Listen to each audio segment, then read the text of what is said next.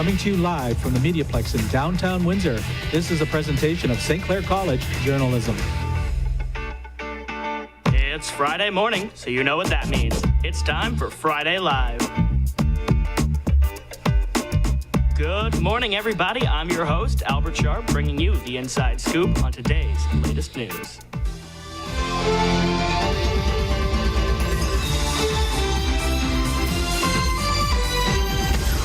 And in our first story of the day, Windsor drivers may need to slow down following a recent vote from City Council. Earlier this week, the councilors voted to reduce speed limits in the city by 10 kilometers per hour down to 40 kilometers per hour in an attempt to discourage reckless driving. All councilors voted in favor of the change with the exception of Ward 1 Councilor Fred Francis. The reduction is now awaiting final approval before going into action. I don't know about you, Zach, but I feel like Windsor drivers are going to hate this change. I mean, yeah, because, Windsor just has normally fast drivers, but if it's to reduce accidents and potentially save lives, then why not? I know people drive way too quickly down my street, so it'll be interesting to see if they actually follow this change, if it gets put into effect. We'll have to just wait and see. Speaking of things we'll have to wait and see, Zach, what's coming up for the weather? Are you enjoying this nice and warm weather? I am, and I'm very scared you're going to tell me it's going away. Well, do not get used to it, as this may be the last warm day for a while. Today, we run the risk of showers and thunderstorms, and a few storms may be strong to severe, with a high of 22. Figures. Now let's have a look at the weekend. Saturday will be mainly cloudy and a high of 9. Sunday, a mix of sun and cloud and a high of 11. Monday, a chance of showers and a high of 13. Sorry. Basically, if I want to be warm, I have to be wet. Yeah, you do. That's kind of the trade-off. It's either be warm, wet, or cold and dry, unfortunately. But coming up, I do have some wild tales such as Vote by Toilet, Florida Man, and the unusual crooked senators. That's all coming up in everybody's favorite segment, Weird News, at the bottom of the show. It's Friday morning, and today there'll be a little bit of music, a little bit of dancing, and a whole lot of weird. But first, Jessica Tatton speaks to Reverend Dunn about what's coming up for the Downtown Mission. Today we are being joined by Reverend Dunn of the Downtown Mission in Windsor. Thanks for joining us, Ron. I hear you are moving. Can you tell us about that? Well, we're planning to move. We're hoping to move. It's been a long time coming for us. We've gone around the block a few times looking at different locations. Last year we had a failed attempt to move to the Windsor Public Library, but we now have an accepted offer at the corner of McDougall and Shepherd. We're really excited about that. When do you want to have it up and running?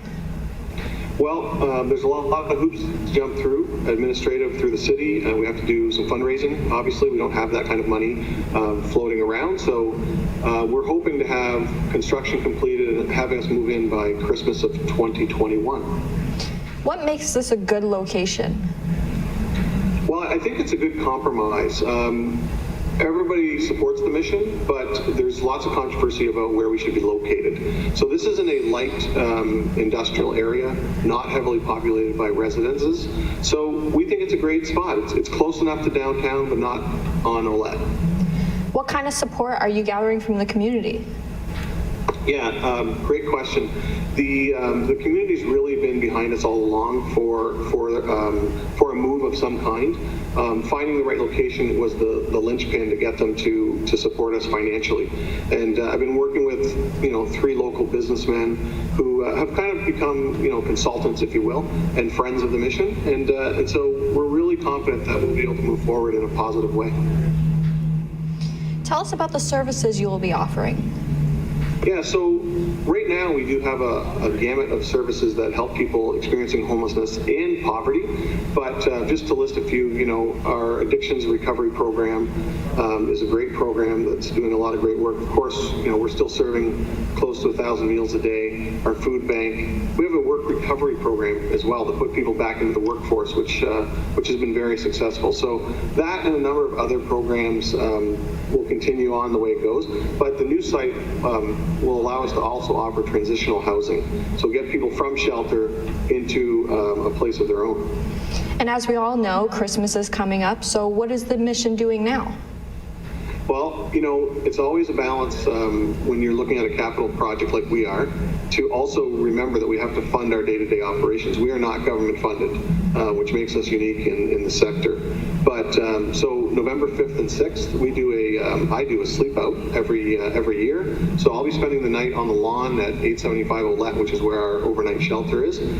So that will be November 5th, starting at 11 a.m. and finishing 24 hours later. We have a matching gift donor up to $40,000, so we're hoping to capitalize on that. But in general, COVID has changed Christmas for us and for everybody else. So we're going to continue to provide the services that we provide and hopefully make it as a merry a Christmas as possible for as many people as possible. Well, thank you for joining us, Ron. Reverend Ron Dunn is the Executive Director of Windsor's Downtown Mission. Now, here at the MediaPlex, we have a lot of community partners that we'd love to talk to, and despite COVID regulations and we can't really have them in the studio, we love to keep in touch. So let's take it over to Savannah Mills as she talks to our friends over at Crime Stoppers. Today, we are joined by Constable Tim Harrington from Crime Stoppers. Tim, what's new today? Thank you, Savannah. The Windsor Police Service Major Crime Branch continues to actively investigate the 2018 murder of Jerome Allen. October 19th of this year marks 2 years since the disappearance of Allen. The Windsor Police Service is convinced that this matter remains a homicide investigation. Recently, the Windsor Police Services Board approved the doubling of the reward offered in this active investigation. The previous reward of $5,000 has been increased to $10,000 for any information that leads to the arrest and prosecutions of the parties responsible for the murder of Allen. The family of Jerome Allen has made an emotional plea for assistance in finding the persons or persons responsible for the disappearance and presumed murder of him, that they might face the consequences of their evil actions. A link to the video is available on Windsor Police Service or the Crime Stoppers websites. Crime Stoppers website is catchcrooks.com. Our community and the family of Jerome Allen deserve to know what happened to him. Windsor Police investigators believe somebody has information as to what happened to him, somebody knows where his body is located, and somebody knows who is responsible. Anyone with information is asked to contact the Windsor Police Service at 519-255-6700, extension 4830. Crime Stoppers anonymously at 519-258-8477 or 519-258-TIPS or online at catchcrooks.com. Thank you, Tim. And we've been joined by Constable Tim Harrington from Crime Stoppers. So, Zach, quick question. Do you like making money?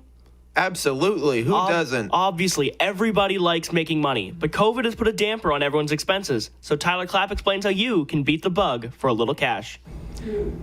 While the COVID-19 pandemic has certainly put a dent in the incomes of workers, that doesn't mean they're out of options. Thanks to the power of the internet, numerous side hustles can put money in your pocket. One option is transcribing audio clips, with sites like TranscribeMe and Rev.com paying up to $250 a month to transcribe the audio clips of others. You only need a high school diploma and pass a test on the website. Food delivery services like Uber Eats, Skip the Dishes, and DoorDash only require you pass a background check and have some means of transportation. You can earn between $12 to $18 an hour after the cost of servicing a vehicle. Lastly, you can freelance your skills out via websites like Upwork, Fiverr, and Freelancer. Whatever job you may have, these websites can offer payouts between $15 an hour and up to as much as $80. In these times, it wouldn't hurt to consider an extra job that will put a little more cash in your wallet and a little less stress in your life. I'm Tyler Clapp, and this is your Money Minute. And it's not just people doing their side hustles who are adapting to COVID. Restaurants are also adapting to strict COVID measures, and Siddharth Krishna tells us it isn't getting any easier. COVID-19 has no doubt affected all businesses.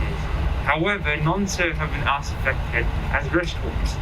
From installing plexiglass barriers to ensuring a constant supply of hand sanitizers and bleach to making sure that nobody dines in, restaurants had to come up with a pattern of ways to adapt to the new pandemic. Restaurants like MediaPlex have had to change the way they conducted their business. Mustafa Maher says he adapted. Now everybody is scared because of because of the COVID virus. Now everybody doesn't want to leave their house. Everybody wants to make their trips smaller and shorter and safer for sure. Other restaurants like Pizza Way have also experienced similar circumstances. DJ tells us how. Every time we serve the customer, we would sanitize our hands every single time. So that kind of I think this whole thing just made the world cleanliness, to be fair. This shows that in order to prosper, restaurants have to adapt. For MediaPlex News, I'm Siddharth Krishna. Now, with back-to-school expenses handled and the holidays rapidly approaching, Siddharth Krishna also has the report on how to save money in this Money Minute. Hello, my name is Siddharth Krishna and welcome to the Money Minute. Today I'll tell you how to save money as a student. Keep your habits in check. If you're not aware of the toll your habits take on you, you might have to pay a hefty price, literally. For example, if you're a chain smoker, you'll be spending about $264 annually. Not so infinitesimal now, is it? Resist the temptation to eat out. Learn to cook your own meals. Although there's nothing more alluring than a convenient restaurant takeaway after a long day at work, those can be quite expensive. I recommend buying your groceries in bulk near the end of the week. Plan your spending. There's nothing more detrimental to a student than mindless splurging. Having a set budget for every month or week helps keep your impulses in check. It also helps you prioritize your spendings.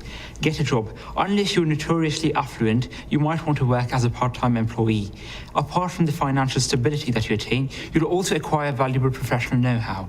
So watch your spending and you might have something left for Christmas. Be wise, Windsor. I'm Sid. And speaking of money, a local women's shelter is looking to raise funds for its 30th anniversary. Friday Live's very own Tristan Zuderveen talks to Lynn Miller for details.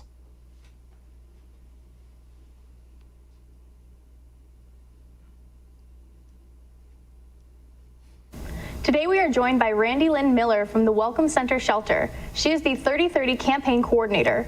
First of all, Lynn, can you tell us a little bit about the shelter? Yes. So the Welcome Center Shelter for Women and Families is an agency in Windsor dedicated to providing safe emergency shelter and transitional supports to women and families experiencing or at risk of homelessness in Windsor, Essex. So we provide services including drop-in programming, women-centric food bank, and harm reductive services. Can you tell us a little bit about the 3030 campaign? So 3030 is our online peer-to-peer fundraiser with a goal of raising $30,000 in honor of our 30th anniversary. And so all proceeds from this fundraiser will go directly to the funding of our newest initiative called Patsy's Place. What is Patsy's Place? So Patsy's Place is an on-site portable classroom that we've already purchased. And this space will act as a multi-use space to serve the children and families that we house right now. So it will include programming such as educational programming for the kids, recreational programming, childcare, counseling and support space for the caregivers, and then also a meeting space for other community agencies to come in and meet with our clients and staff. Okay, so how can people participate in the fundraiser? So we're asking our community supporters to donate if they can. Right on our online website, it's a really simple, takes about 30 seconds to go in and make a donation. You can also go online and sign up as a fundraiser yourself. So you would collect donations from your own network to support us, or also as a team with the workplace or group. If you're not in a financial place to donate, totally understandable. I mean, COVID is a weird time right now. So we're just asking people just to talk about it, because this is an initiative that's going to affect our community, and it's really important for us to get the word out. So if you could share our posts on social media or just talk about it with your friends and family, that would be extremely helpful. Can you tell us again the website and the contact information? Yes, so our website is 3030.welcomecentershelter.com, and our contact information you can email with any questions, info@welcomecentershelter.com. Is there anything else you'd like to add? Oh, I would love to add that we just reached $29,000 of our goal, so that leaves us with just $1,000 left, and we have 3 weeks to raise this amount. So I would just love if if people would talk about it and tell their friends and family, and hopefully we can come together and reach this goal by the end of October. All right, well, thank you so much for taking time out of your day for us. Thank you. Thanks. So a dance studio in Amherstburg is keeping up their spirits despite circumstances. Tristan Zuderveen has the story. The coronavirus pandemic resulted in many restrictions on activities such as sports and clubs. Sanitization and social distancing can cause strain on the overall experience of a practice. Catherine Cristofaro, owner of the Rivertown Dance Academy in Amherstburg, said that dance as a whole is not as affected by these rules as one might think. I really do believe that when the students walk in the studio, it's about how they feel and not so much maybe what they see. Everyone in here is still sweating, still learning, still growing as a dancer, and really at the end of the day, that's really anyone can expect. As the dance studio has proven, continuing to do the things you love requires patience and perseverance. For MediaPlex News, I'm Tristan Zuderveen. And while Tristan is known for saying whatever comes to mind, I'll be honest, sometimes I'm scared of what she's gonna say next, like what she says in this episode of Impulse.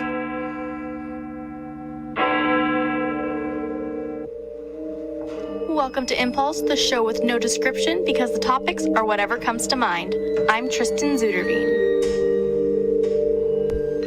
When you're born into royalty, the work is never done, and the infamous Queen of Scots seems to have taken it one step further. Mary Stuart was beheaded on February 8, 1587. While she isn't the international phenomenon Bloody Mary, this ghost has created quite the epilogue across Europe.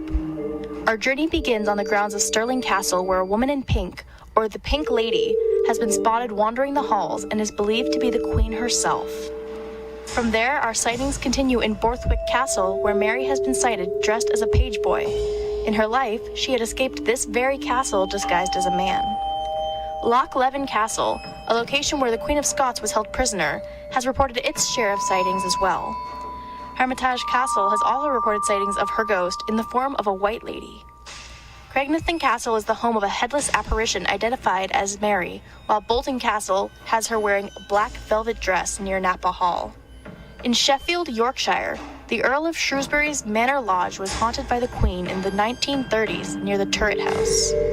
Mary was executed on the grounds of Fotheringhay Castle in Northamptonshire. When the castle was demolished, materials from the original structure were used in the construction of the Talbot Hotel in Oundle. As a result, she appears frequently near the staircase. One life, one soul, infinite afterlives. In some stories, the epilogue is the best part. Tune in next week for a new nightmare in the 15th hour. I'm scared.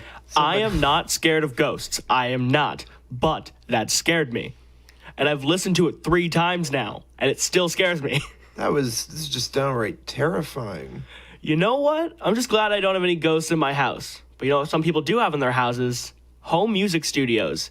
A lot of musicians have been making the jump to home studio production, so I spoke with local musicians Chrissy Cochran and Kevin Rogers to find out why. I don't know why I do the things I do. Windsor is full of musicians looking to explore their passion. And while the allure of professional studios can be tempting for artists, the rise in music streaming is leaving many of them struggling to justify the price. We saw how expensive that became and how the music industry was shifting so that recordings weren't as lucrative as they used to be. So it got harder and harder to justify forking out, $10,000 to make a record that wasn't going to make back that much money, not that quickly anyway. As a result, many have turned to recording independently so they can create without the pressure to make back their investment right away. First 2 albums that we did, we were paying about $30 an hour studio time. And the last 2 albums, we had a friend with a home studio that didn't want money. So we scored big time there. And while gear itself can be costly, artists advise to start simple and invest into your home studio over time. So while the dream of big studios holds true for many artists, sometimes all you need is a basement, a little bit of gear, and the right passion. For MediaPlex News, I'm Albert Sharp. You know, the world can be a wondrous place. Unfortunately, it can also be a pretty weird one as well.